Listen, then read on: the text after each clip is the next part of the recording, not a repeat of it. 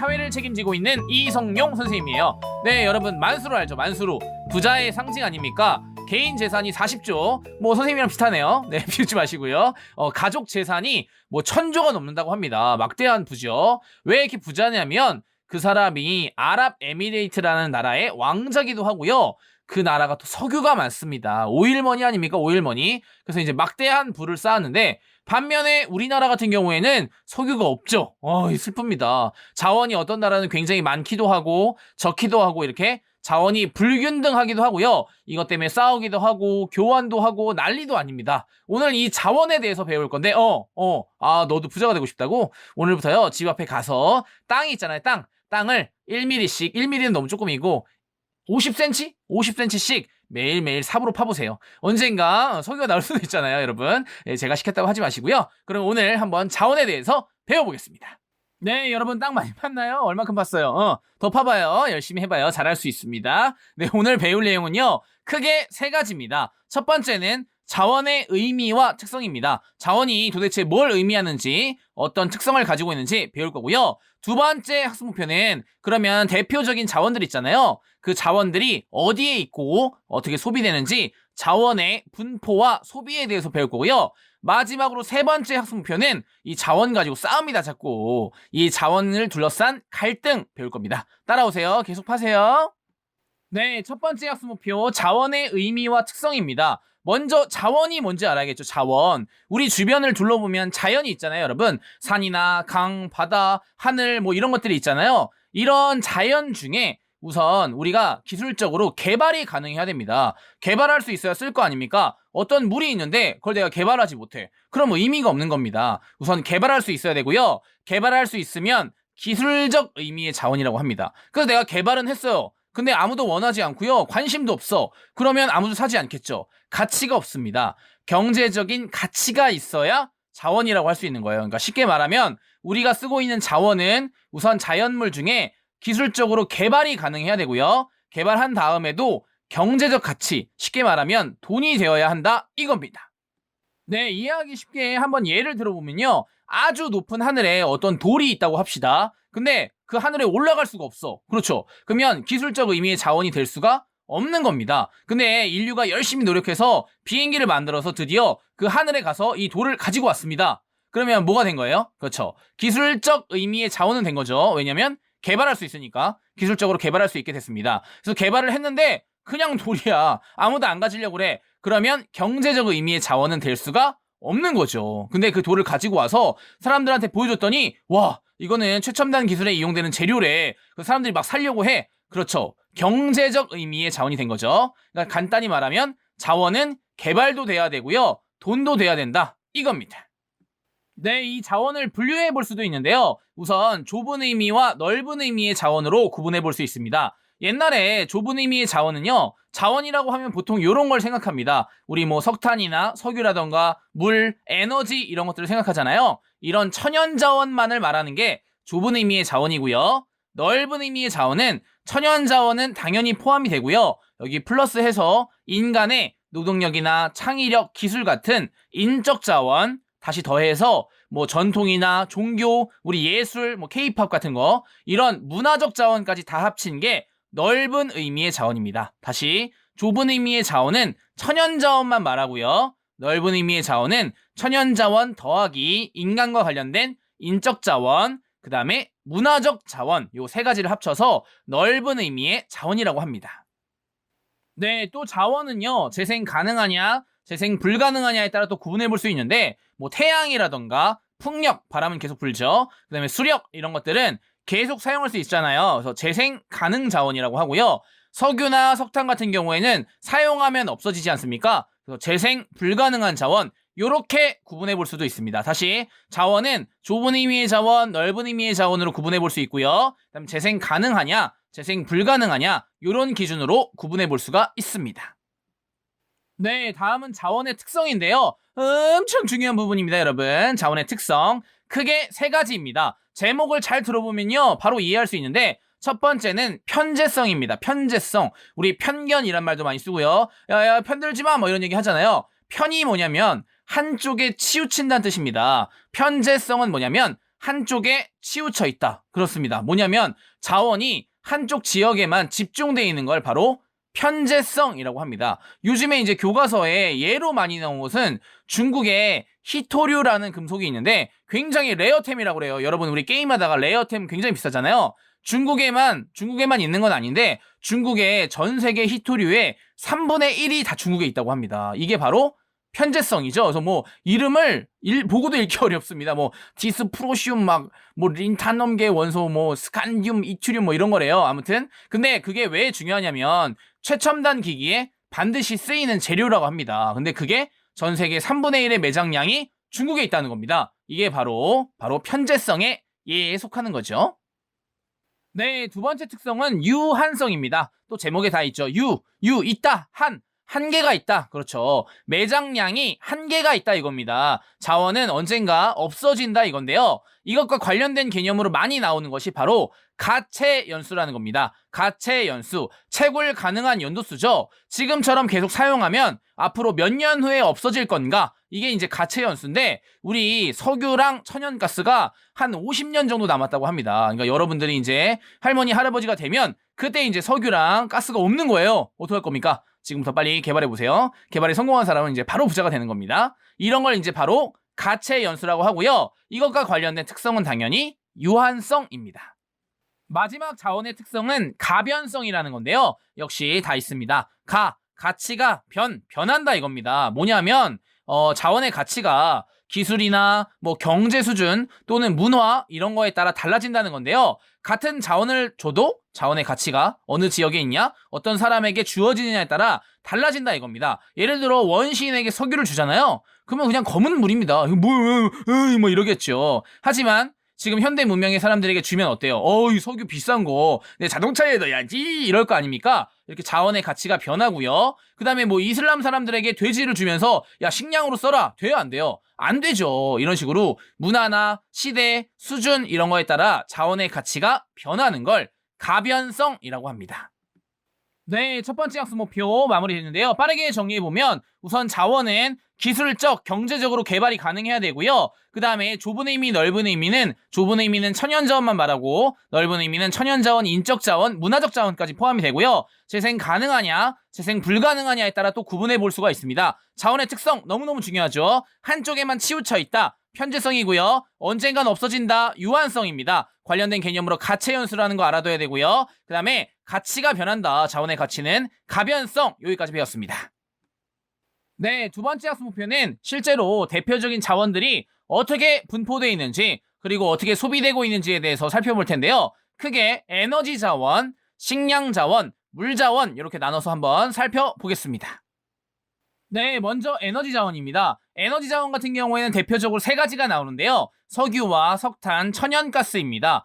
석유랑 석탄 같은 경우에는요, 약간 성격이 반대이기 때문에 한 번에 이렇게 비교해서 내는 문제를 많이 나오거든요. 때문에 한꺼번에 정리해 보겠습니다. 석유는요, 편재성이 높습니다. 편재성. 아까 편재성이 뭐라고 했죠? 한쪽에 치우쳐 있는 거. 어디에 치우쳐 있냐면 서남아시아 지역에 페르시아만이라는 곳이 있습니다. 그 사우디아라비아 있는 쪽 그쪽인데요. 이 페르시아만을 딱 지도에서 보면 엄청나게 커다란 화살표가 쑥 이렇게 나옵니다. 그게 바로 이제 석유라는 건데 세계 매장량의 절반, 석유 세계 매장량의 절반이 바로 페르시아만에 있죠. 편재성이 아주 큰 석유고요. 반면에 석탄은 전 세계에 고르게 분포해 있습니다. 그러니까 편재성이 낮겠죠. 석유는 아까 말했듯이 한쪽에 치우쳐 있습니다. 그럼 어떻겠습니까? 이동량이 당연히 많죠. 왜냐면 생산지와 소비지가 불일치하기 때문이에요. 좀 어려운 말인데 선생님 이게 무슨 소리예요? 생산지, 만드는 사람이랑 소비지, 쓰는 사람이 다른 곳에 있어.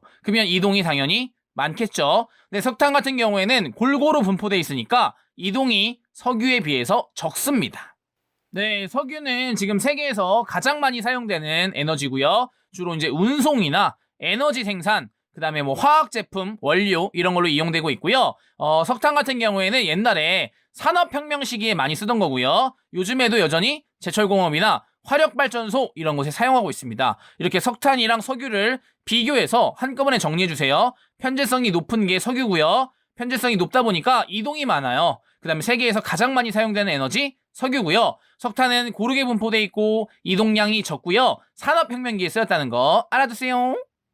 네, 다음은 천연가스입니다. 천연가스. 이 천연가스는 좀 슬프게도 석유랑 분포 지역이 비슷합니다. 그러니까 우리나라에 별로 많지 않겠죠. 슬프고요. 이 천연가스의 최고의 장점은 뭐냐면 이게 오염물질이 적게 배출된다는 거 너무너무 중요합니다. 근데 여러분 이제 가스 생각하면은 기체잖아요. 날아가 버리잖아요. 그래서 과거에는 이 가스를 사용하기 좀 어려웠는데 아주 좋은 기술이 발견됩니다. 바로 냉동 액화 기술이라는 건데요. 이게 뭐냐면 기체를 액체로 변화시켜주는 기술입니다. 그래서 여러분들이 가스통 같은 거 이렇게 흔들어 보면 물소리가 납니다. 왜 가스인데 물소리가 나요? 그겁니다, 바로. 이 기체를 그렇죠. 액체로 변화시켜 놓은 거예요. 그래서 사용하기가 편하기 때문에 최근에는 굉장히 많이 사용되고 있죠. 천연가스, 오염물질이 적고 요즘에는 냉동 액화 기술이라는 걸 사용해서 사용량이 점점 늘고 있다는 거 알아두세요.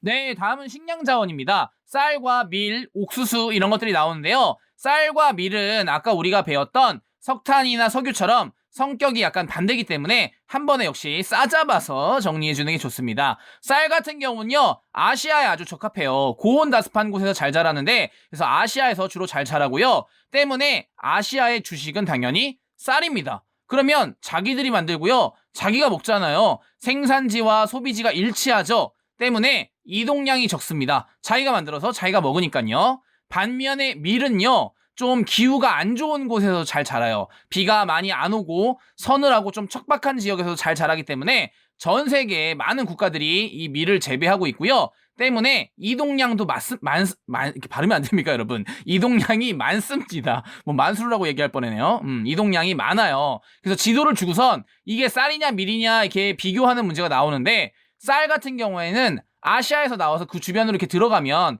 쉽게 말하면 이동량이 적은 작물이 쌀이고요. 이동량이 이렇게 멀리 간다. 그럼 바로 밀입니다. 네, 옥수수 같은 경우에는 아메리카 대륙에서 주로 많이 만들고요. 이 옥수수는 요즘에 주로 어디에 많이 쓰냐면 사료용 작물이라 그래서 가축의 먹이 이런 것들로 많이 쓰이고요. 그 다음에 우리가 생물의 에너지를 얻을 때 그 원료로 많이 쓰인다고 합니다. 그래서 쌀과 밀, 옥수수 이렇게 잘 알아두시고요. 특히 쌀과 밀을 비교하는 거, 그다음 지도에서 어떤 게 쌀이고 어떤 게 밀인지 이동이 많은 것이 밀입니다. 이렇게 정리해 주세요. 네, 다음은 물 자원입니다. 물이요, 다 똑같은 양을 가지고 있을 수 없잖아요. 왜냐면 강수량, 내리는 양, 증발량, 날아가는 양이 다르기 때문에 적도 이런 지역은 그래도 좀 강수량이 풍부하기 때문에 물의 양이 많을 수 있는데 사막이나 사막의 주변 지역 이런 것들은 물이 부족합니다. 이렇게 지역별로 물이 불균등하게 분포되어 있고요. 반면에 사람이 많아지고 수질 오염이 심해지면서 1인당 사용 가능한 물의 양은 점점 줄어들고 있기 때문에 이 물 문제가 지금은 와닿지 않지만 나중에는 아주 심각한 문제가 될 거라고 많은 전문가들이 이야기하고 있죠. 여러분 물 아껴 쓰세요. 여러분 물 막 그냥 콸콸콸콸콸 이렇게 털어놓지 말고요. 알았죠? 다 하고 있죠? 네, 저도 하고 있어요. 미안합니다. 앞으로 조심할게요. 네, 두 번째 학습 목표 자원의 분포와 소비 봤습니다. 에너지 자원, 그다음에 물 자원, 식량 자원 이렇게 배워봤는데 특히 에너지 자원에서는 석유랑 석탄이나 비교해서 석유는 편재성이 강하고요. 국제적 이동량이 많다. 세계에서 가장 많이 사용된다. 석탄은 비교적 고르게 분포돼 있고 이동량이 적고 산업혁명기에 많이 쓰였다는 거 알아둬야 되고요. 천연가스는 오염물질이 안 나오고 냉동 액화 기술로 최근에 많이 쓰이고 있다는 거. 그다음에 식량자원 같은 경우는 쌀과 밀을 비교해서 쌀은 조금 이제 까다로운 기후 조건이 있어야 되고 이동량이 적은 반면에 밀은 아무 지역에서나 잘 자라고요. 국제적 이동량이 많다는 거 알아둬야 되고요. 물 자원도 지역별로 불균등하게 분포돼 있어서 요즘에 문제가 많이 되고 있다. 알아둬야 됩니다. 네, 세 번째 학습 목표는 자원을 둘러싼 갈등입니다. 애들이 자원을 가지려고 또 겁나게 싸웁니다, 여러분.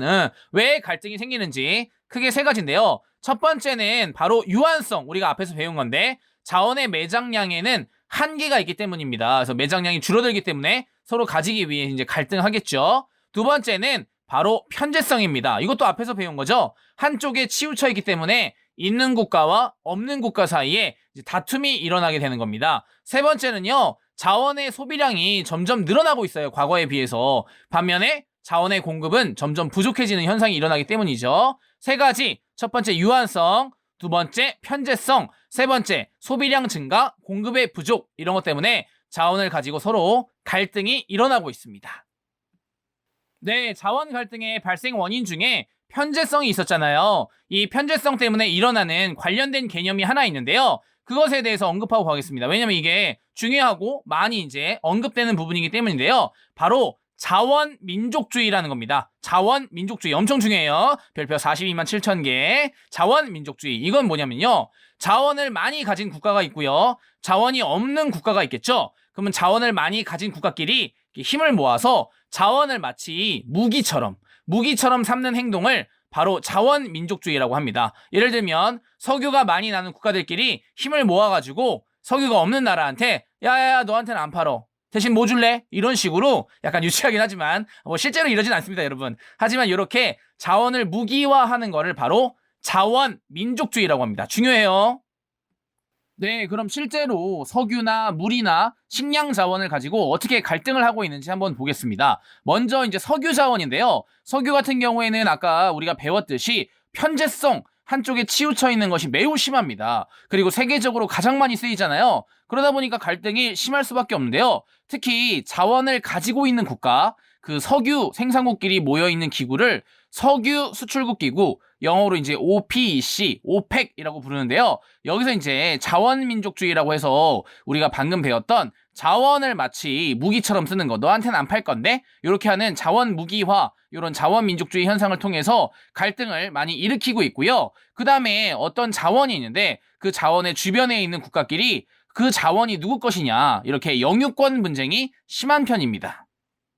네, 자원 영유권을 둘러싸고 일어나는 분쟁 중에요. 이제 가장 많이 교과서에서 언급되는 예는 바로 카스피해입니다. 전에도 배웠는데 여기가 주변에 뭐 러시아, 카자흐스탄, 뭐 아제르바이잔, 뭐 투르크메니스탄, 이란 여러 나라들이 이제 걸쳐 있는데 그 바다가 바다처럼 보이기도 하고요. 호수처럼 보이기도 합니다. 근데 바다냐 호수냐에 따라서 여기를 가져가는 것이 달라요. 가져가는 땅이. 그런데 거기에 이제 석유나 가스 같은 것들이 많이 있다고 합니다. 그래서 맨날 이 국가들끼리 호수냐 바다냐 가지고 이제 싸우고 있는데요. 이 카스피해가 영유권 분쟁의 예로 많이 나올 가능성이 높습니다.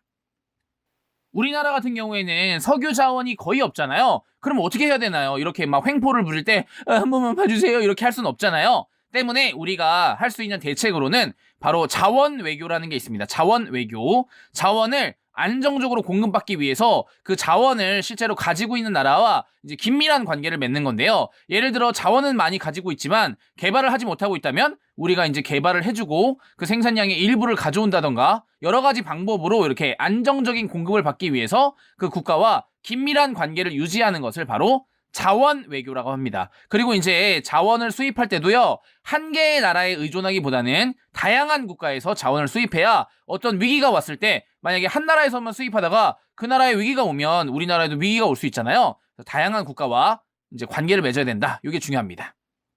네, 두 번째는 물 자원을 둘러싼 갈등입니다. 네? 물 가지고 싸운다고요? 그렇죠. 물이 부족한 국가도 많고요. 물이 인간이 살아가는데 굉장히 중요한 요소이기 때문에 물을 확보하기 위해 많은 갈등이 일어납니다. 선생님이 어릴 적만 해도 물이 되게 깨끗하고 어디서나 이제 구하기 쉬웠는데 요즘에는 물 다 사 먹잖아요, 여러분. 슈퍼 가가지고 생수 주세요 이러고 돈 내고 먹잖아요. 선생님이 어린 시절에 생수를 팔지 않았던 것 같아요. 왜냐면 그냥 물을 구하기 쉽기 때문에 이만큼 요즘에 많이 물이 부족해진 거죠. 그래서 이제 어떤 갈등이 일어나냐면 우선 어디서 이 갈등이 일어나는지를 알아야 되는데 바로 국제 하천의 주변에서 이 물 자원을 가지고 갈등이 일어납니다.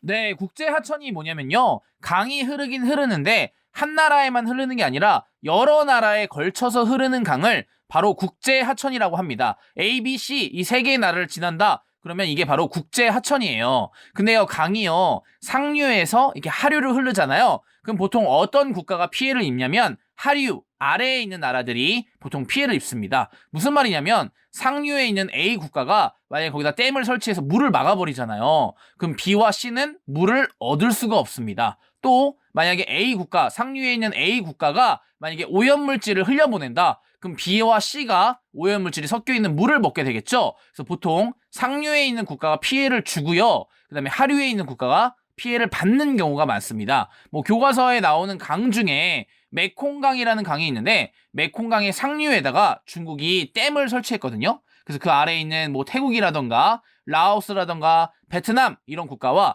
갈등을 겪고 있습니다. 네, 세 번째로 식량 자원을 둘러싼 갈등입니다. 식량 자원은 왜 갈등이 일어나냐면요. 전체적으로 식량 자원이 많이 필요한데 공급은 불안정하기 때문입니다. 원하는 사람은 많은데요. 만들어지는 곡물은 불안정합니다. 우선 왜 많으냐면 우리가 요즘에 고기 좋아하잖아요, 여러분. 고기 좋아하죠? 생각만 해도 치가지고 한 입에 죄송합니다. 네, 이 육류 고기를 키우려면 이들이 먹는 또 사료가 필요해요. 곡물 사료. 이것 때문에 곡물이 많이 필요하고요. 그다음에 인간도 과거에 비해서 많이 늘었고, 그다음에 곡물 대기업이라 그래가지고 이 곡물을 장악하고 독점하는 기업이 많이 요거에 영향을 좌지우지할 수 있습니다. 반면에 이상 기후로 인해서 곡물의 공급은 이렇게 좀 확실하지가 않은데요. 약간 변동이 심합니다. 때문에 이제 곡물이 전체적으로 값이 오르고요. 곡물의 값이 오르면 곡물이 들어가는 여러 가지 식료품비가 전반적으로 오릅니다. 이렇게 물가가 오르는 현상을 에그플레이션이라고 하는데 이런 문제가 요즘에 많이 생기고 있다는 거 알아두세요. 네, 학습 목표 3까지 끝났습니다. 빠르게 정리해보면요. 자원 갈등의 발생 원인 세 가지죠. 유한성, 편제성, 공급의 부족입니다. 이 석유 가지고 많이 싸우는데 편제성이 심하고요. 수요가 많기 때문입니다. 그래서 자원을 마치 무기처럼 쓰는 거. 너한테 안 팔 건데 이렇게 하는 자원 민족주의 중요하다고 했고요. 우리나라 같은 경우에는 자원은 없는데 이렇게 얻어내야 되잖아요. 그래서 자원 외교를 해야 된다는 거 별표 중요합니다. 그리고 물 가지고 싸우는 경우는 보통 여러 나라에 걸쳐 흐르는 하천인 국제 하천에서 일어나고요. 상류 지역이 보통 피해를 주고 하류 지역이 피해를 받는 경우가 많습니다. 그리고 식량 자원 너무 수요는 많은데 공급이 불안정하다 보니까 전체적인 식료품비가 오르고요. 그렇게 물가가 오르는 현상을 에그플레이션이라고 한다고 했습니다. 네, 여러분 오늘 공부하느라 너무너무 수고했습니다. 네, 오늘 우리가 자원에 대해서 배워봤는데요. 우리나라 같은 경우는 자원이 많이 부족한 편이죠. 그래서 자원이 많은 나라의 횡포에 당할 수밖에 없습니다. 그럼 우리나라는 무슨 자원이 있느냐? 네, 옆에 봐보세요. 옆에 아름다운 친구 앞에 있는 친구도 봐보고요. 뒤에 있고 자고 있는 애 걔도 한번 봐보고. 그렇죠, 걔네가 바로 우리나라의 자원입니다. 인적 자원이 우리나라의 최대 자원이죠. 왜 암울하다고요? 왜 뒤에 있는 애 보고 왜 암울해? 걔 얼굴이 네네네. 더 이상 자세한 말을 생략하겠습니다. 이렇게 우리가 우리 스스로를 개발해서 이 자원보다 더 뛰어난 인적 자원을 개발해서 최고의 나라가 되는 거죠. 그 나라를 한번 만들어 보세요. 다음 시간에 또 만나요. 안녕.